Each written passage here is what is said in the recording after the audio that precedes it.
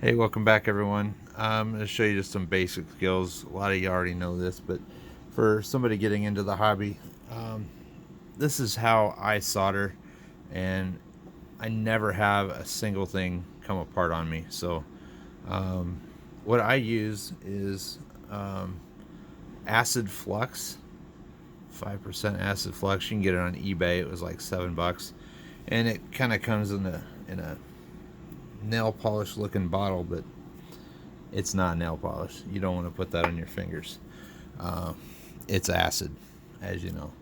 The best way to do this, I've found, is to suppose you want to join this wire to that wire. This is a wire clip that I made, and it works great. It's an alligator clip and a coat hanger, and it's kind of my third hand when soldering. But what I do is first I'll just paint this acid flux on the two wire surfaces that I want to join. And suppose I'm going to join the red to red. I just paint them all while I'm here. And all those surfaces are now ready to be tinned. And when you tin a wire, you're getting it ready for solder. So I'm going to put a little bit of solder on the iron, and then when I tap it after it's been coated in acid, listen to this. Well, you can't see it, but or you can't hear it, but that solder goes right on it, no problem. That acid just draws it in. So now I put solder on all the ends of the wires. They're all now ready. That's called tinning the wire. They're all ready to be joined now, and this solder I'm using is a little bit thick for the iron I have. Bear with me. So now just get a little bit more solder on your iron. Hold the two together how you want them to be, and then that's it. It's done. Now if I was gonna do this for real, I would have put a layer of heat shrink tubing on it, and I'll show you what that looks like here. This is heat shrink tubing, and the reason you call it heat shrink tubing is that's what it does. When you add heat to it, it will shrink. And if this wasn't a demonstration, I'd have used a bigger piece. But let me pull out a lighter, and I'll show you how that works.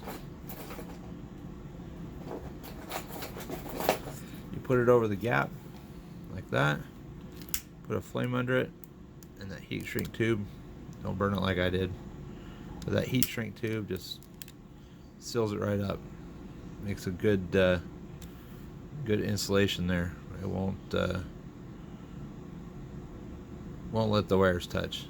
That's one way to reverse the polarity and solder. That's basically soldering. If you're going to reverse the polarity, you just reverse the wires on the motor so the positive goes to the negative slot.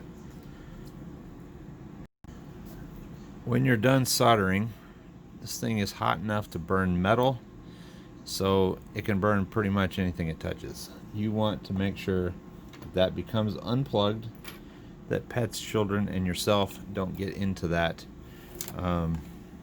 until it's very cooled off. You don't want to put it away either until it's reached pretty close to room temperature. It's dangerous because it's literally hot enough to boil your skin. Alright, here's the second way to reverse the polarity. I told a guy online that I'd show him how I did this.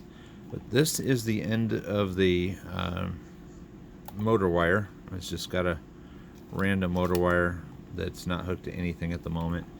But what you can do is I use a razor blade, razor knife, and you can see these two little keepers here. There's one here and one here. And what I do is I'll get underneath that and just sort of lift it up carefully, not stabbing myself. But once you're under it, you're basically lifting the little latch keeper And once that keeper's out, let's see if I can get into there. Lift it up a little bit higher. Hold on a second. There we go. It pulls right out. Now you want to be careful that you don't damage this little flap, this catch here, because you'll need that. Basically what you do is take the other one out and then put the black one in the red wire place and the red one in the black wire place. And keep in mind that this thing has a bottom side and a top side. You want to put the smooth side up towards the latch, because right here it has this tiny little lip that it catches on right here.